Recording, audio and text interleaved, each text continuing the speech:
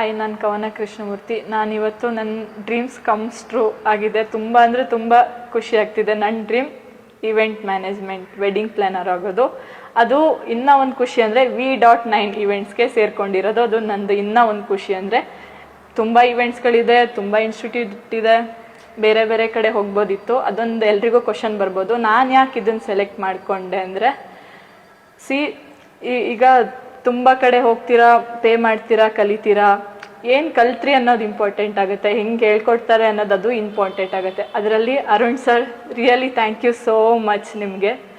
Seriously ಏನಕ್ಕಂದರೆ ಬರ್ತೀವಿ, pay ಮಾಡಿಸ್ಕೊಳ್ತಾರೆ, ಕಲಿತೀವಿ, ಹೋಗ್ತೀವಿ. ಅದಲ್ಲ, ಇಲ್ಲಿ ಏನು ಕಲ್ತ್ರಿ, ನೀವು ನೆಕ್ಸ್ಟು ಏನು ಮಾಡ್ತೀರಾ, ಇವೆಂಟಲ್ಲಿ ಏನು ಹೆಸರು ಮಾಡ್ತೀರಾ, ಯಾವ ಇನ್ಸ್ಟಿಟ್ಯೂಟಲ್ಲಿ ಕಲ್ತೀರಾ, ಅದೊಂದು ಬರುತ್ತೆ. ಬೆಂಗಳೂರಲ್ಲಿ ಟಾಪ್ 1 ಇವೆಂಟ್ V.9 ಇವೆಂಟ್ಸ್ ಅನ್ನೋಕ್ಕೆ ನನಗೂ ತುಂಬ ಖುಷಿ ಇದೆ. ಸೀರಿಯಸ್ಲಿ ನೆಕ್ಸ್ಟ್ ನೀವು ನನ್ನಿಂದ ಇನ್ಸ್ಪೈರ್ ಆಗಿ ಬರಬೇಕನ್ನೋದು ಹೇಳ್ತಾ ಇದ್ದೀನಿ.